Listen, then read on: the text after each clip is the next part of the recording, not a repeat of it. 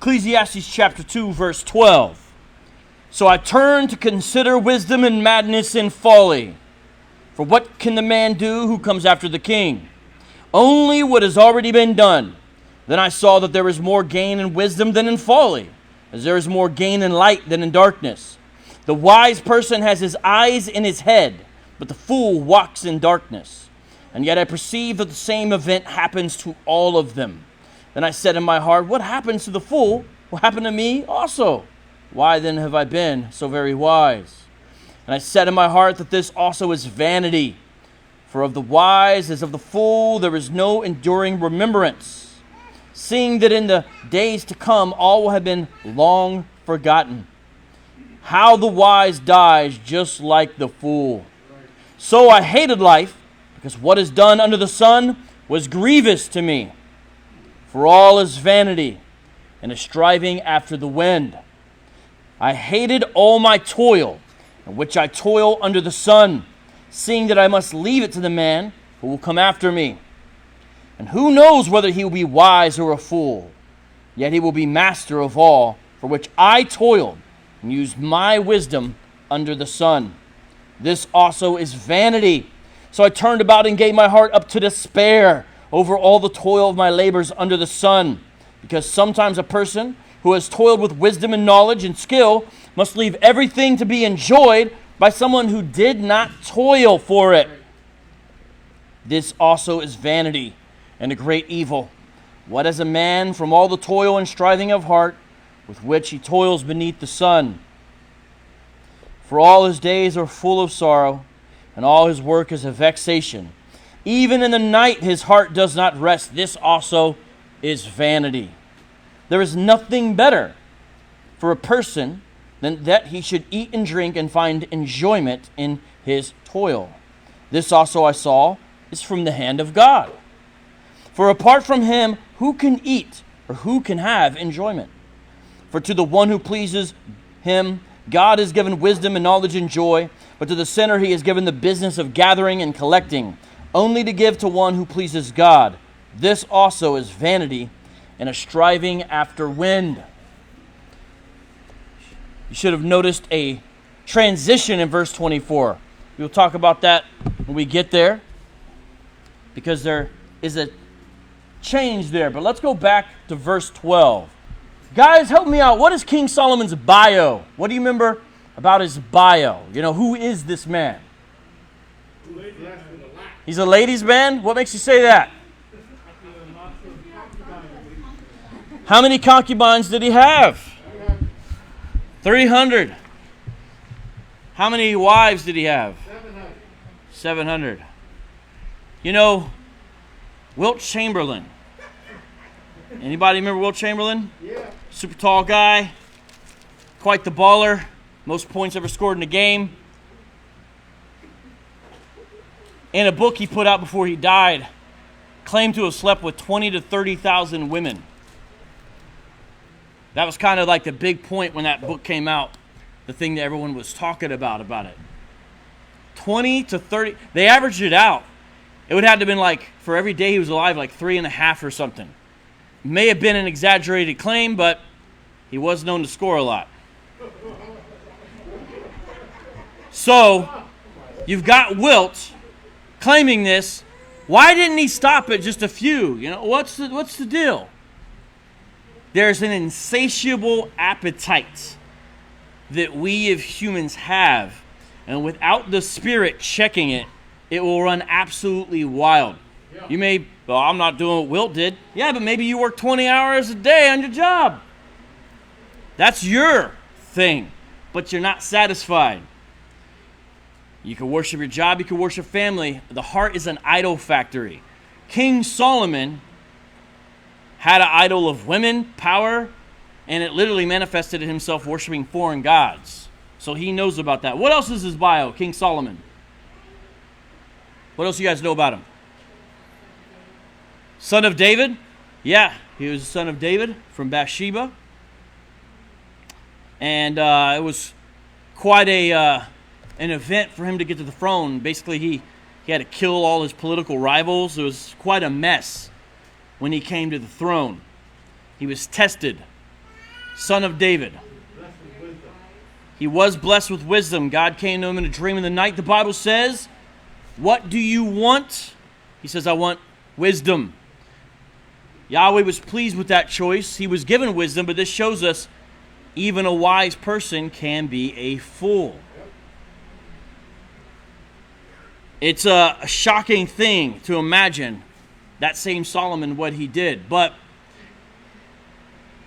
he is the author. I understand there's people who disagree, but either way, we have someone who basically is doing an experiment. You guys remember a science experiment? Anyone remember the scientific method, the basics of it?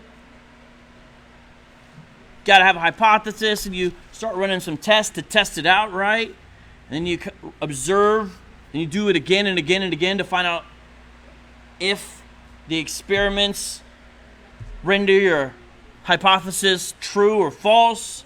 But you got to repeat it. You got to do it a lot, right? You can't just do it once. Solomon is sort of doing a science experiment in a sense with life. What makes man and woman fulfilled? What makes man and woman complete? What makes them feel empty?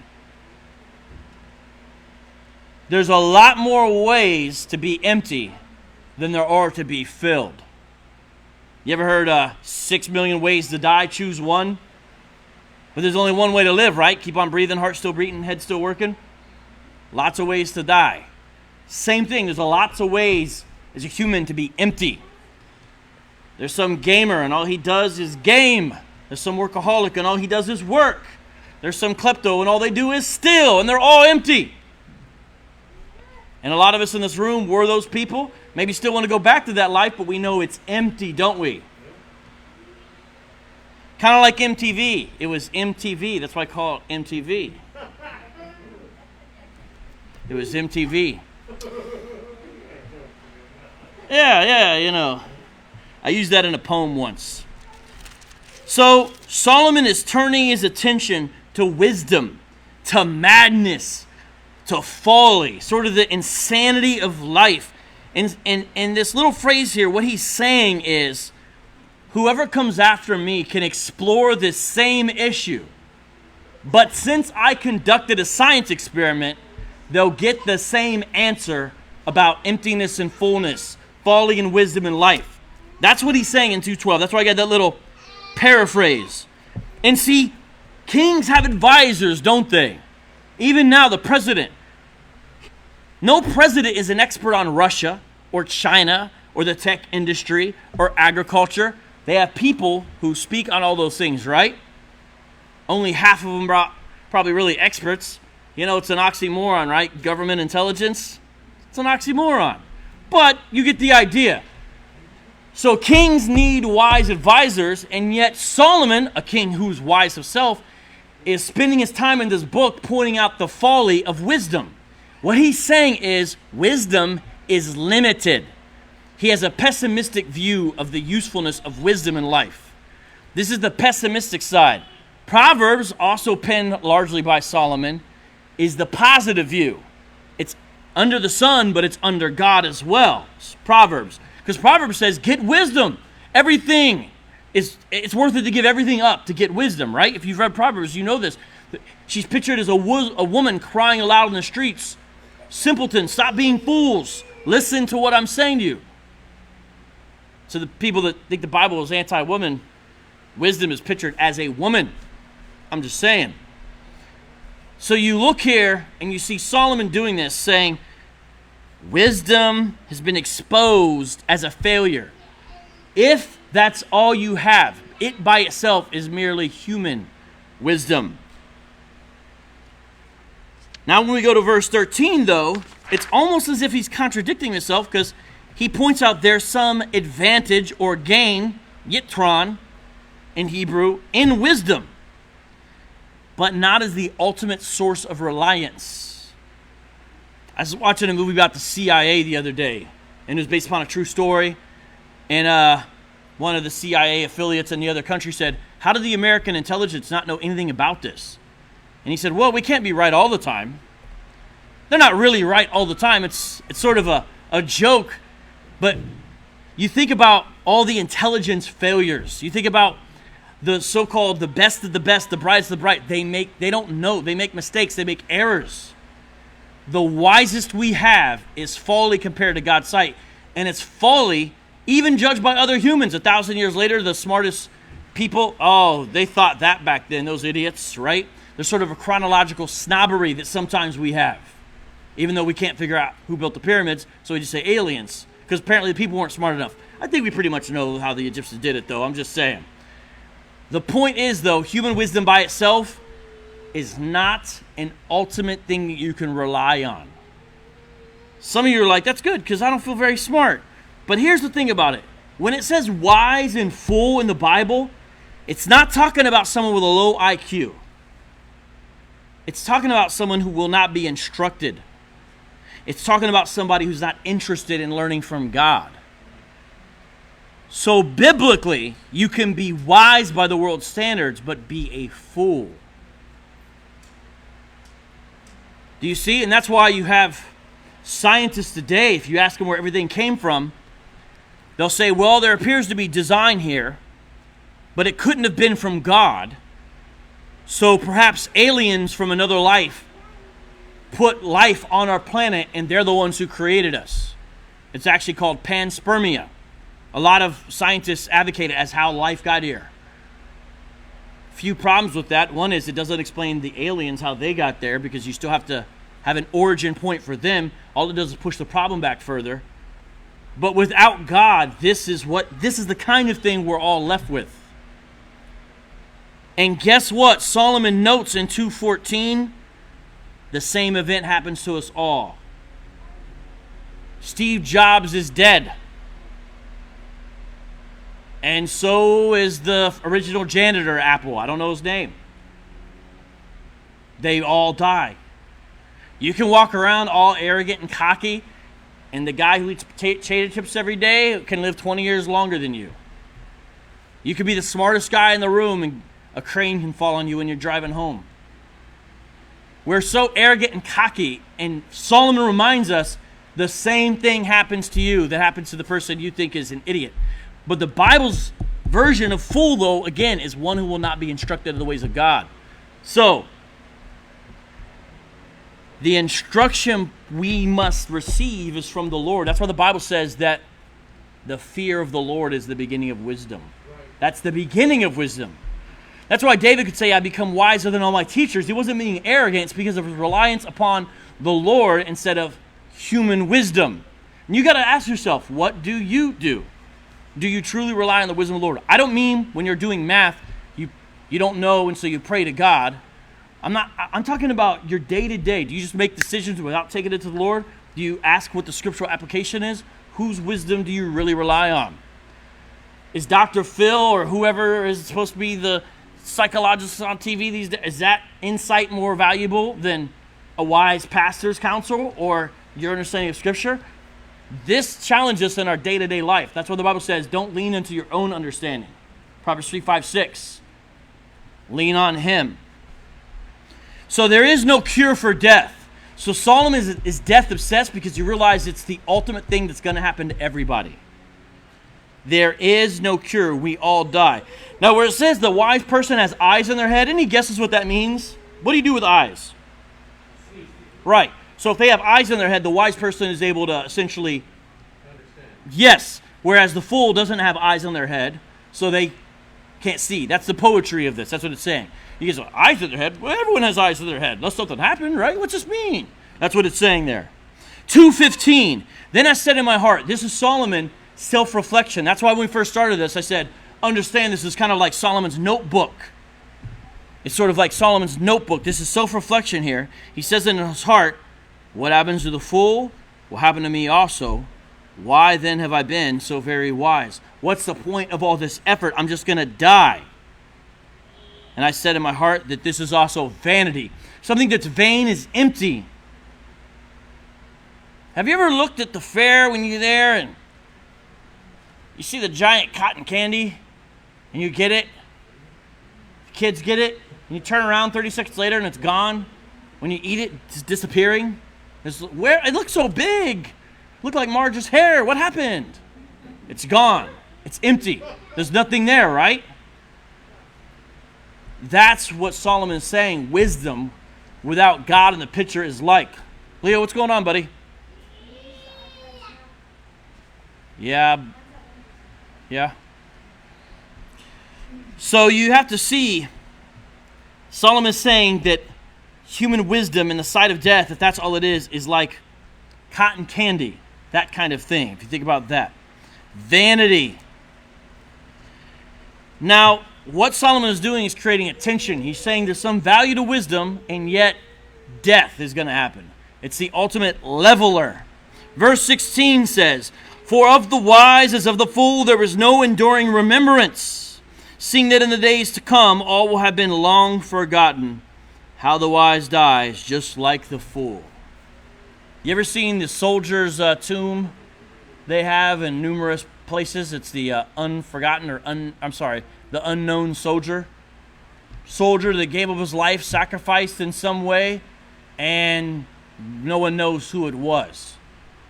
I went to Tombstone. Anyone been to Tombstone, Arizona?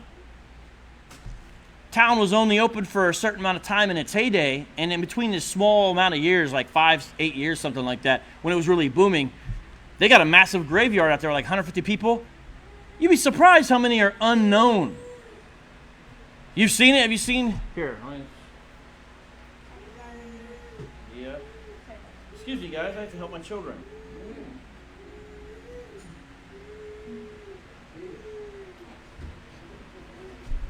A bunch of people lost their life in Tombstone trying to get rich, and now nobody knows who they were. Which is worse, that or the one that says, died while playing cards? Because there's a bunch of those there. There's all kinds of interesting. What's 4 slug less? Shot through with 4 and no more, no less, or something like what kind of eulogy is this? Like a gangster rap on his tombstone. And that's why we do tombstones. We don't want to disappear. They're not made out of cardboard or paper, right? We try to make them out of stone to try to make them last. And then some kids will go spray paint on your grave. We're forgotten. 100 years from now, will your Facebook page, will they allow it to still be up? What are they going to do with that? If it's still there, will anyone look at it? Are you going to get any more friend requests? No one will know you. They're probably, it's like, what are they going to say? You're not going to get tagged in anything. Will it still be there? What do they do with those? Will it just disappear like MySpace pages did? Your life is like MySpace. Seriously. It's gone. You may think, well, I'll be... who won the 1955 World Series? They lost to the Brooklyn Dodgers. Brooklyn! You should know this one, but you might not. It's okay. Judgment-free zone. 16th President of the United States. Oh, okay, good. I was just testing to see how bad it was in here. Not all of you guys went to Phoenix Public. That's cool. Just kidding. Yeah, think about how many presidents you don't know their name, though. It's a president. Even now, who's the king of Jordan? Who's the king of Saudi Arabia? Who's in charge of Syria? Who's in charge of Iran? Maybe North Korea? You guys know that one? You know Kim somewhere in there, right? This is not to make us feel bad. We don't even know people that are important living right now. This book is meant to remind you of death and the impermanence of your life. That's why some people are scared of it. But not reading this book is not going to make you live longer. We need to recognize we will die. And unless we are building our house upon a solid rock, it's nothing. This is painting the bleak picture of life without God, in essence, living as if He doesn't exist. How the wise dies like the fool. Verse 17, so I hated life. These are suicidal thoughts. Doesn't really matter anymore. It sounds like he could be an emo singer right now. Because what is done under the sun was grievous to me, for all is vanity and a striving after the wind.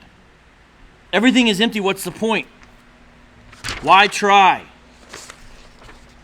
You know, there's a movement called transhumanism, where people are trying to do things like add technology to humans and even change our DNA code, not to only enhance our life, but to make us live longer. And part of the reason is because if you have no God, you don't recognize who he is. When you die, you disintegrate into the ground. Some animal eats you, digests you because you're in the soil, defecates you out, and you feed plants. And that's all there ever is. You close your eyes, you're done. You're playing Monopoly, you played for 8 hours, and they just took the board and did that. Some of you guys are like, Monopoly, what's that? If you're under a certain age, I never, Monopoly. Imagine a game you were playing on the PlayStation that didn't get saved. But that's real. And he's saying that's what life is like under the sun. And you think about a godless universe, that's all there is. That's why they want to extend their life with science and technology as much as they could. Do you know if the Lord does not come back, all life on earth will end? I don't mean World War III or anything like that. I mean the sun will explode. The sun is a star. It will blow up, or more likely, something massive will crash into us before then. I don't think that's going to happen. The Lord's not going to let the wayward creation have the last word. He's going to come back. But that's what humanity has to look forward to if there is no God. Everyone on earth will simply die a heat death. I remember one atheist heard this. He said, yes, but whatever looks up at that sun in the last few seconds will be more than human. He was trying to say we'll be so advanced with our technology, we'll have essentially enhanced ourselves into self-directed evolution. But it's like, okay, so let's just say that's true. You know, they're all like DC, Justice League cyborgs looking up at the heat death. So what? The game is over. It's done. There's no reset. I don't understand why an atheist thinks that's an important... But the thing is, Christians, we have to be people to think about this. Maybe you weren't taught to think about life and death. Maybe it was like, just don't worry about... Christians have to think about the reality of death. I don't mean we're the grim people. There's only one book in the Bible at this level, but there is a book in the Bible like this. Christians can't be happy-go-lucky, merely people ignoring death. We have to recognize it as a reality. We have to live in the fact that not only we, but everyone we know will die and live so accordingly. But the beautiful thing is we have hope, don't we? Amen. Jesus Christ took the sting away from death. That's why the grave has no more victory. It still is operational right now, but Jesus showed us what it's going to be. Where believers will have resurrected, brand new bodies, live eternally, imperishable, the Bible says. We'll be made to live forever, and we will live forever with the reason why we are created, enjoying God. And yes, our real family. That's eternity. That's a hope. That's why the gospel is good news. This book is bad news, but bad news comes before the good news. I hated all my toil in which I toil under the sun. Especially in Phoenix, right? Literally. Especially if you work outside. Man, you start thinking about collecting welfare checks instead of going to work. You're like, man, I don't want to be out here. He's like, you can maybe work from 2 a.m. to 6 a.m. That's the small little window where you won't die in the summer, right? If you're outside. I hated all my toil in which I toil in the sun, seeing that I must leave it to the man who will come after me. Oh, I'm going to build a business for my sons. And what if your son gets hooked on heroin and he's an idiot? You can't bestow the business to him. What if your son dies at an early age? What if your daughter is not interested in a construction company? There goes your legacy, I guess, if that's all you had. You have to think about this. Or, what if they get it and they squander it and ruin it? That has happened.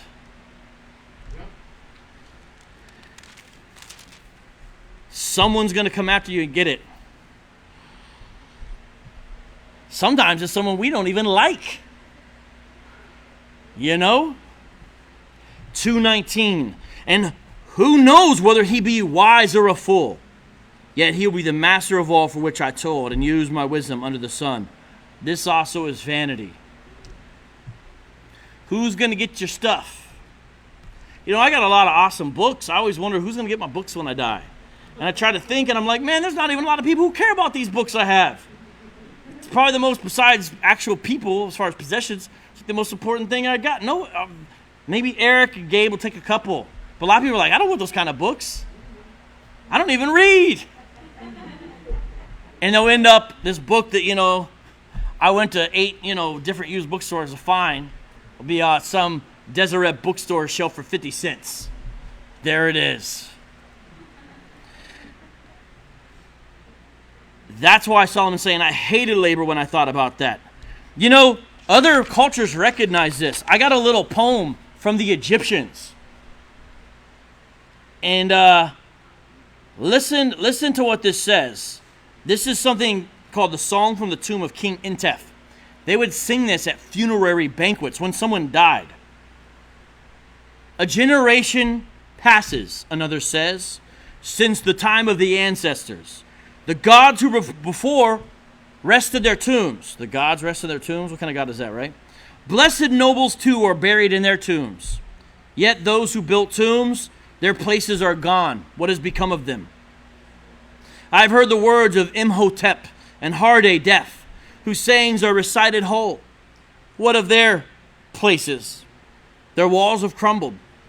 Their places are gone, as though they had never been. But the Egyptians had no answer. Well, they did kind of have an answer. What are the pyramids? Those are basically giant tombs. They're actually supposed to be designed to skyrocket the person's soul into some astral realm or something like that, where they can have an afterlife existence. That's why they would have miniature figurines of all their stuff and actually bury their stuff with them, because they thought the tomb was essentially a portal to create a copy in their afterlife. The early pharaohs had the slaves who were theirs locked in there with them and buried, and they would die in there as well, because you got to have your servants in the afterlife, right? Someone who's going to feed you grapes. The later on ones did figurines as replicas of those. They said, maybe we shouldn't kill all these slaves, bury them in tombs. That's kind of weird. Let's do replicas, and that's how they'll get their slaves in the afterlife. That's why they did that stuff. And then we find King Tut with all his buried treasure. Or some grave robber gets it. They were obsessed with the reality of death. That's what the pyramids were about. Yeah. Do you know what the Taj Mahal is? It's a tomb dedicated to some wise man. Taj Mahal, it's like famous and stuff. Most of us didn't even know that. We just knew it was the Taj Mahal. And guess what? He's still dead and has to face God, no matter the size of his tomb or not. Right.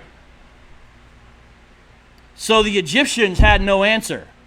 The atheist has no answer. Well, just live your best life now. Did the atheist say that or Joel Osteen? My bad.